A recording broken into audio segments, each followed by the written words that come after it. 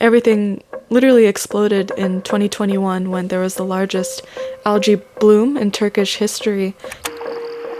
The planet itself will go on, but the people on it are the ones that are going to suffer.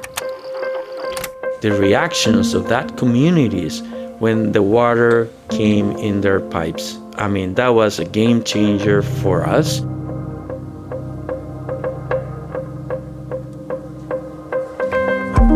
The world is evolving. The problems we're facing are too big to be solved by any organization alone. A lot is uncertain, but one thing is for sure, change is coming. And the voices you've just heard are the people driving it, entrepreneurial leaders. Welcome to From Problems to Possibilities, Entrepreneurial Leadership in Action, presented by Babson College. On this podcast, we'll meet the entrepreneurial leaders in the Babson community and beyond who are working on solving some of the world's biggest problems with the passion and skills that the world needs today. How does an entrepreneurial leader look at a problem and then get to the solution? I'm your host, Maddie Poirier, and together we'll go from problems to possibilities.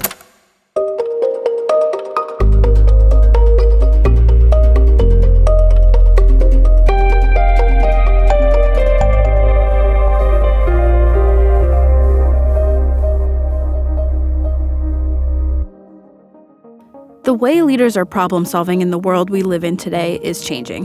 The World Economic Forum has been touting the practice of systems thinking for years, which you can loosely define as a way of viewing problems and the paths to their solutions in a multi-dimensional approach, as opposed to a linear path. Similarly, the concept of biomimicry, or analyzing a problem and evaluating solutions based on how nature would approach it, is another concept taking off in the business landscape, especially as businesses and governments try to align behind sustainability goals and targets. In this episode, 3 entrepreneurial leaders talking about how systems thinking and biomimicry help drive their businesses, from ocean cleanup to becoming simultaneously profitable and water positive. We'll speak with a blue economy specialist who's pursuing graduate work while running a startup inspired by an environmental crisis in her hometown, Babson's own resident ecologist who will talk about how systems thinking and biomimicry work and how Babson is ahead of the curve in teaching it, and the former CEO of an 120-year-old publicly traded company who grew revenue tenfold by integrating corporate social responsibility goals into their business strategy. Now, on From Problems to Possibilities, systems thinking and biomimicry. There's a lot of chickens in Avşa, so there's a constant sound of the roosters. The Marmara Sea, the wave sounds are so relaxing because they're so slow moving.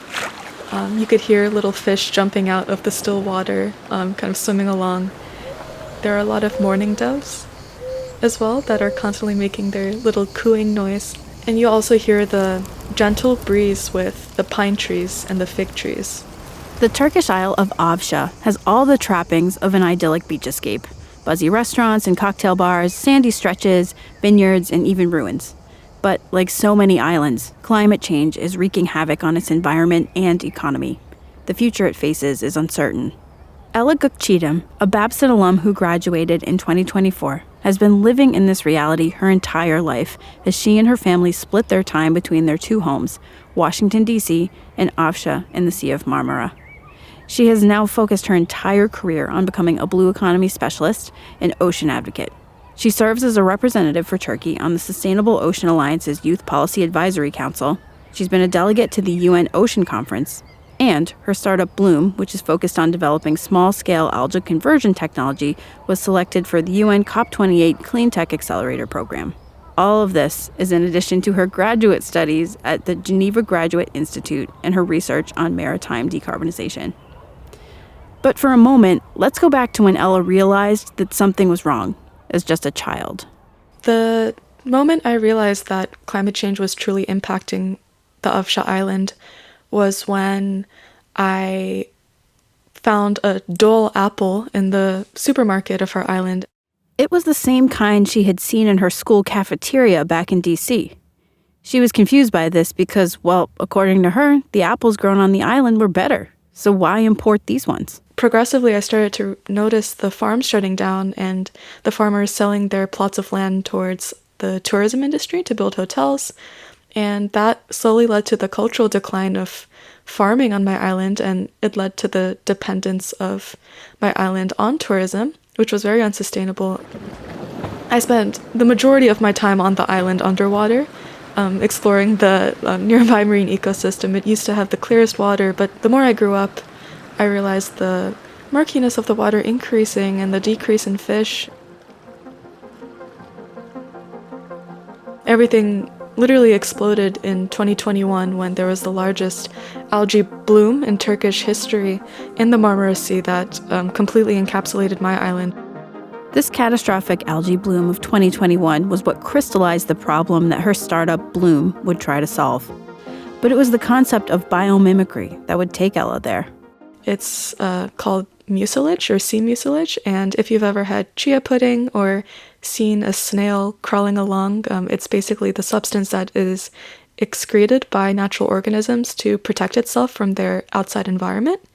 And with the increase in nutrient pollution in the Marmara Sea due to improper wastewater management, combined with rising sea temperature and acidification, basically the plankton and the algae in the Marmara Sea were essentially freaking out. So they started creating a lot of mucilage. It created this sticky substance that covered a majority of the Marmara Sea's surface, and it clogged the gills of fish, it clogged our ports, it clogged our water infrastructure. We didn't have running water for a while, and it caused this huge cascade effect of both environmental and economic issues. I don't want to sugarcoat the experience. It was very traumatic, and seeing the place I love so much go through such a awful environmental catastrophe.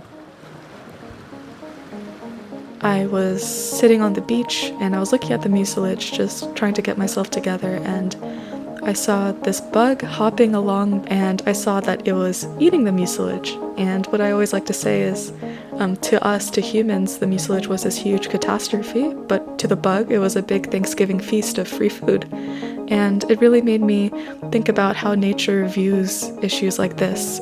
Although it was a human-made or human-caused disaster, it was still a byproduct of nature, and nature doesn't create waste. It always ends up benefiting some other species, which in this case was the bug. I wanted to learn more about the bug, so I reached out to a few of the coastal universities who studied the digestive system of this cabbage bug. That's what it's directly translated to. And they have a very unique chemical substance and also internal temperature that digests this mucilage and effectively converts it into nutrient-dense byproduct or fertilizer.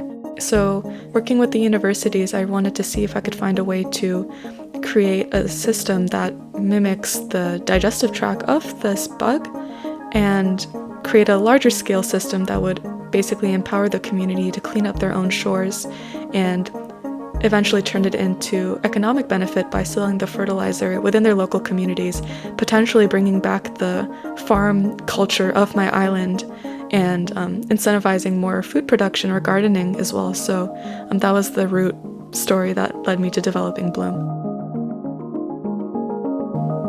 Bloom is a patent-pending small-scale algal conversion technology that has a patent-pending solar power conversion system, which it's the first small-scale algal conversion system that's completely powered by solar energy that allows it to be run completely off the grid.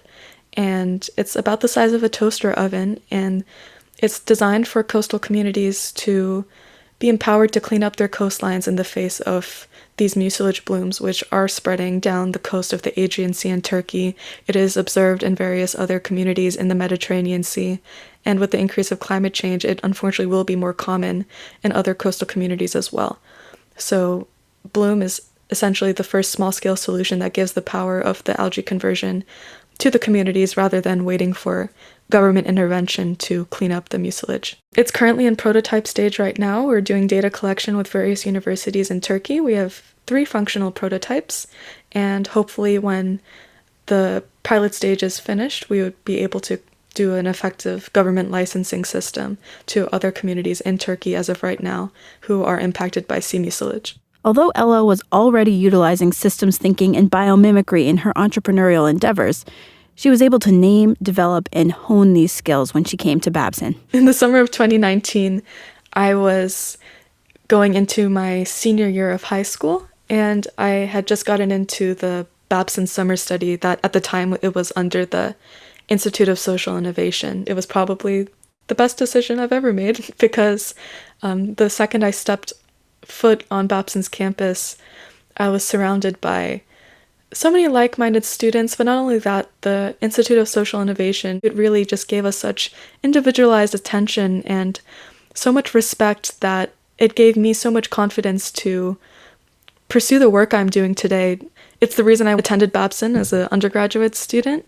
The first class I took with Professor Rogers was during COVID, and it was in a hybrid setting. It was socio-ecological urban systems, co-taught with Professor Dietz, and it was the class that really got me excited to wake up in the morning and go to class. It was very interesting, and it gave me the opportunity to learn more about systems thinking and really catalyzed my view of problem solving. It really allowed me to take millions and millions of ideas that are constantly running through my mind and kind of calm them down and pragmatically look at them on a piece of paper, which made it seem so much more attainable and solvable.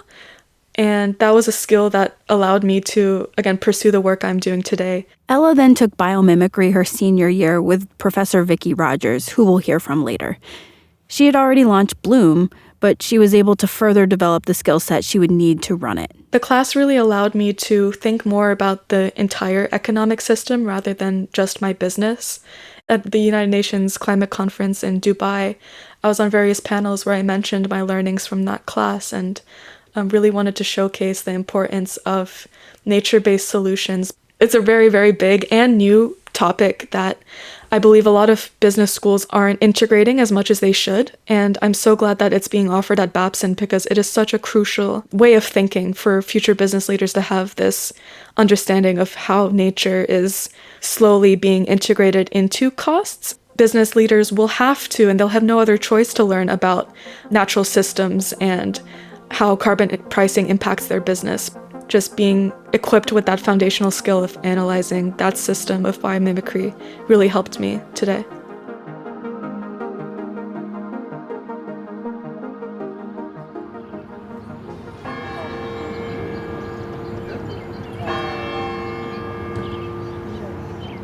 Vicki Rogers is a professor of ecology as well as the science director and integrated sustainability director here at Babson. She's the recipient of numerous awards and accolades for research on ecology and sustainability and has been teaching at Babson since 2008. As an ecologist, she's always looking at ways that the natural world can inspire and influence business practices.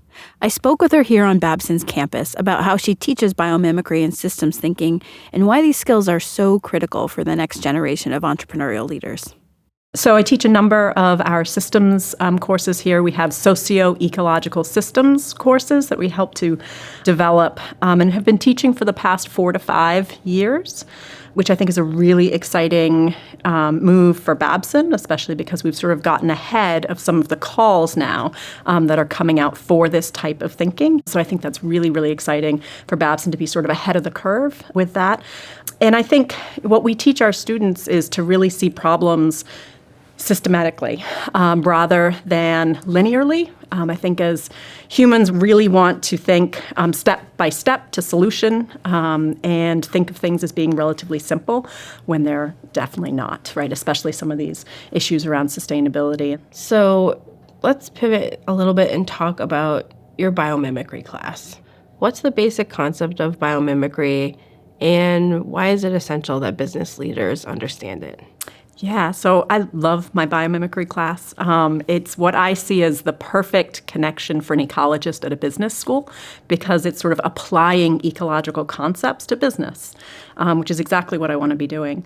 So biomimicry is learning how nature solves problems and then copying the way that nature solves these problems that they have been solving for 3.8 billion years and figuring out a sustainable way to approach this. There's sort of multiple levels that you can apply biomimicry, and it can be at a product, so how you might shape something or design it. You can copy how nature may shape something or design it to be waterproof, for example, right? A leaf that is waterproof has sort of a shape and a design that allows the water to drip off, versus how we might waterproof something, which would be to slap a whole bunch of really nasty chemicals on it.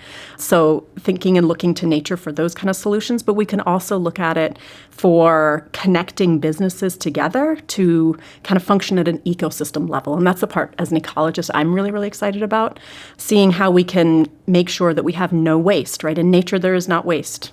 The waste gets recycled, decomposed, turned back down into basic nutrients that can then be taken up by other organisms. And so finding those connections and partnerships, again, that nicely connects to systems thinking, because you really have to understand those relationships to try to get waste products to become the raw material for some other company. And working towards that is working towards sort of the circular economy. And that's a nice connection for the biomimicry class. There's a really interesting sort of movement within finance and investing, and that is to incorporate and think about biomimicry strategies and how you might do that through thinking about how nature approaches things. And so not taking on these big, risky, fossil fuel-based companies, but thinking about it from sort of the framework of where nature would invest. Where's the real danger for business leaders not adopting sustainable practices? Yeah, I mean, to be perfectly blunt, it's the future of humanity, right? This is going to affect us, and it is affecting humans right now, right? I think there's an estimated 3.6 billion people living in areas of high vulnerability to climate change right now. As we don't address this and we burn more and more fossil fuels into the atmosphere, this is just pushing things along and affecting more and more people, and the rising sea levels, the sort of rate at which that's happening is of tremendous concern. Big cities are being impacted, and so we're seeing a real economic impact, a human health impact. I think global sea level rise has doubled in the last 2 decades, and that's nearly double everything that's happened in the last century. And so this is happening at a very, very quick rate, and we can't adapt fast enough to it. And I think too often ecologists have focused more on sort of the loss of the species and the ecosystems and nature, which as an ecologist I'm devastated for.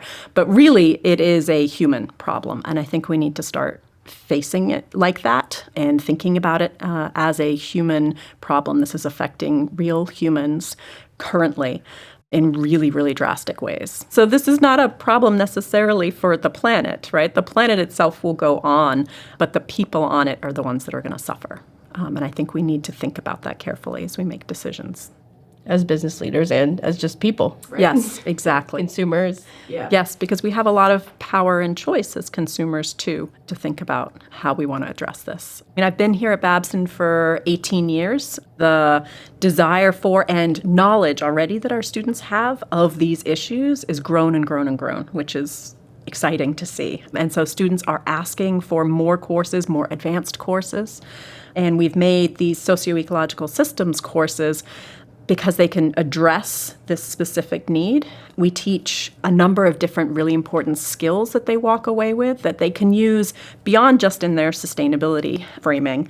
We teach to think in systems. So that's helpful beyond sustainability. That's for any sort of problem solving. And so that's a skill that we make sure that we teach. So is it always about the system is looking for the problem or the solution? Can it be both?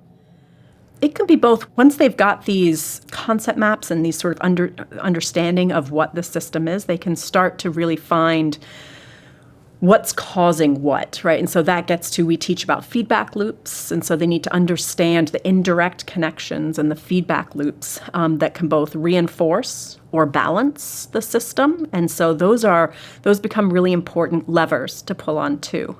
So one of the other important skills that we teach is finding leverage points for change. And these can be really sort of shallow leverage points. It could be something like putting a tax on carbon. And so we try to challenge students to get deeper and deeper and deeper to get to these fundamental ways to completely shake up and change the system. A lot of that involves behavior change, getting people to change their behavior, getting people educated in what's going on. And so that's another important skill we teach. And also like to communicate across disciplines, right? We have 2 different faculty members from very different fields in the classroom together. And so we're talking about things from these very different perspectives and challenging students to take that information together and to use it together to problem solve, which I think is an incredibly important skill for them to learn. We're never going to solve problems if we stick in our silos, right? It's not just the scientists that are going to go out there and work just with scientists to address some of these big sustainability problems. We have to have everybody from all their different fields working in there together.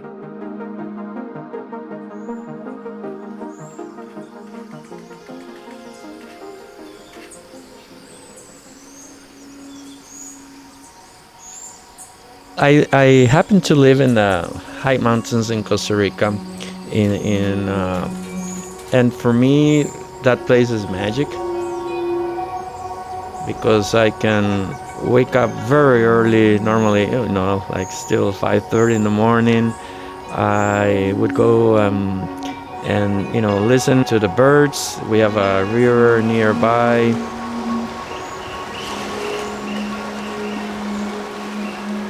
Our next guest, Babson alum and current board member Ramon Mendiola, is a sustainable business leader recognized by the World Economic Forum.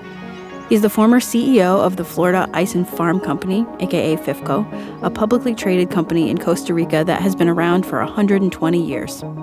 Ramon was the CEO starting in 2002, and using a systems thinking approach, he was able to integrate environmental and social goals into the business strategy for FIFCO, driving tenfold revenue growth and gaining recognition from the Meaningful Business 100. Thinking in what Ramon calls a triple bottom line system helped him achieve these goals. For sustainability to be embraced in any given organization, and I want to be very blunt in this, you really need to drive performance. But at the same time, or simultaneously, hopefully, you would be able to reduce those social and environmental footprints that you're creating. I think we need to evolve in the way we are conducting business. We need to learn in a better way how to share the wealth or the value that we create among all our stakeholders and not just the shareholder. Stakeholders for me will be your employees, by far one of the most important ones. It should be your customers, should be your suppliers, your vendors. Shareholder would always be extremely important, but should not be the only one. Our business grew and we diversify dramatically. I led the company for 20 years, and I started in 2002, and our business grew 10 times in revenue and 7 times in profitability. The reason I'm mentioning this is because we were creating financial rewards, but at the same time we were taking care of our social and environmental and investing behind those initiatives because everybody that you touch were impacted by your decisions, including your communities. Embracing sustainability, it is a journey. It just doesn't happen overnight.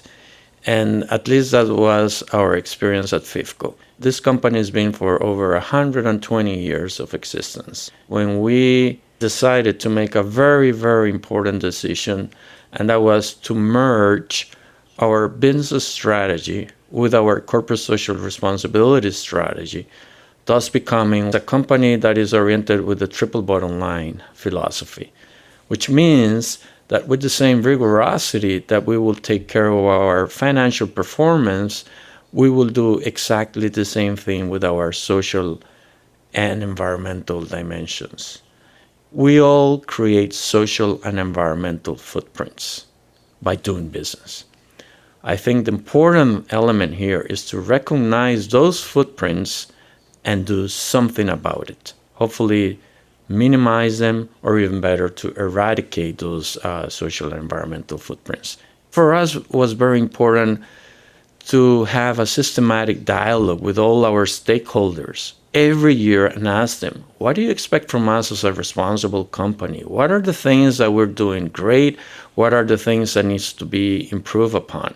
Normally in every organization, you will do like your consumer, market research, obviously your employee.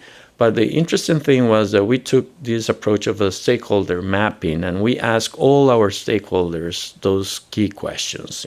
Suppliers, NGOs, those who regulate us, like our shareholders or executive members of the government or the Congress, and we asked all of them these key questions.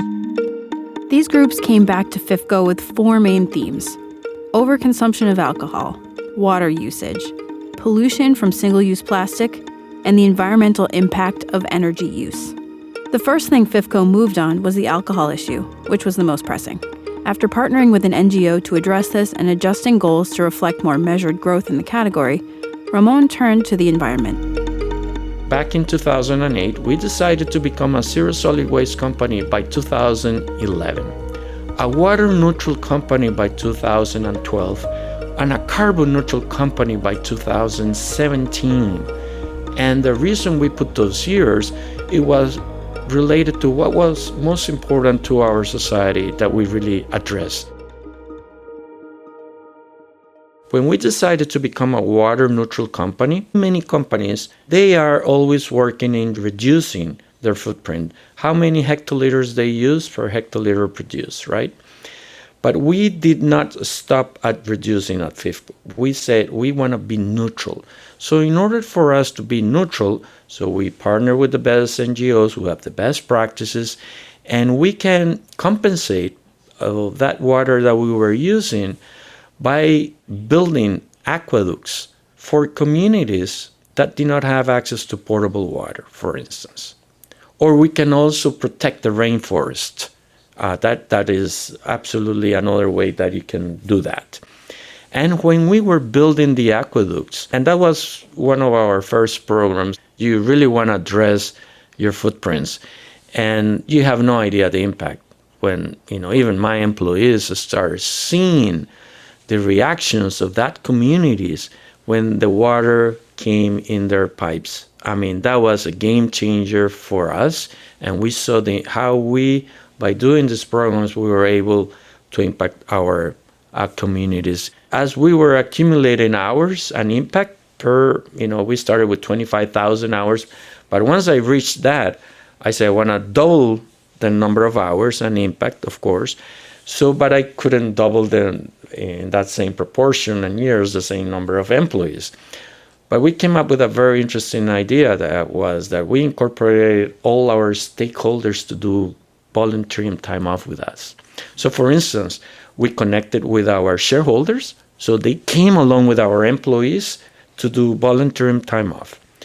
Our suppliers, our customers. But the most important thing that for me, it was the consumers. And now the brands, we have many brands in beer, soft drinks, and so on and so forth, start working to bring their consumer base into these community engagement activities. So again, part of our experience on how you can multiply effect and bring all your stakeholders together to work and minimize and reduce those footprints. And that was a life-changing impact for us and help us bring this strategy forward.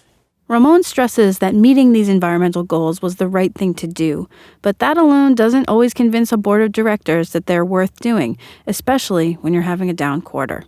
Reminding them that if you don't act, society is likely to add stringent taxes or regulations on you can move the needle.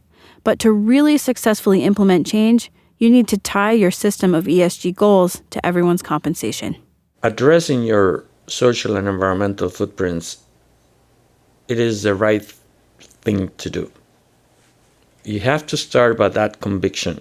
After we did the identification of those footprints, we needed to move in another very important element, which is to convince your leaders, convince your board members that this model, it matters.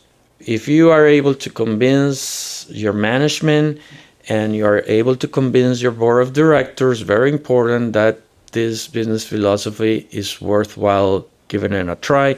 Then the important thing is to every year establish clear financial goals, but at the same time do social and environmental goals.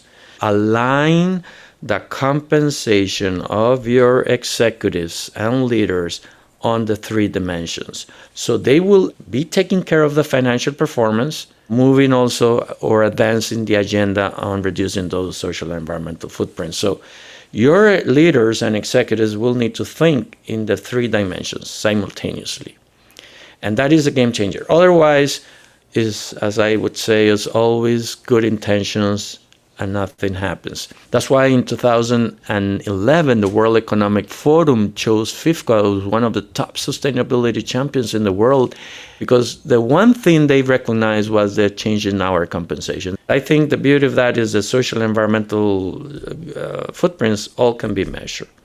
And what you cannot measure, you cannot change. And very importantly also is to make public your commitments. I've learned that when you make public your commitments, let's say, and you put a specific date that you want to achieve this, then you are publishing those commitments and to society in general, and you really want to be ahead of that curve. Going back to what Babson teaches so well for me is this entrepreneurial mindset. You need to see where there is issues, you see opportunities. You are fostering the innovation. You are creating products that are better for the society. You are creating breakthrough technologies. You are using different materials. And consumers, slowly but surely, will start identifying, and especially the younger generations. Thanks for joining us on From Problems to Possibilities, Systems Thinking, and Biomimicry. Thanks to our guests, Ella, Ramon, and Professor Rogers. We're inspired by your entrepreneurial leadership and the way that it will positively impact how we solve problems for businesses and the planet in the future. Coming up in the next episode of From Problems to Possibilities, join us as we talk to some entrepreneurial leaders who are leading the way in authentic representation and messaging in content. Companies first need to figure out who they are, because it is worse to give out an inauthentic message than it is to just keep your mouth shut. You're listening to From Problems to Possibilities, Entrepreneurial Leadership in Action, presented by Babson College. On this podcast, we hear about how entrepreneurial leaders identify and solve problems in our world straight from the people that make it happen every day in Babson's global community and beyond. I'm your host, Maddie Poirier from Babson College here in Wellesley, Massachusetts. Until next time.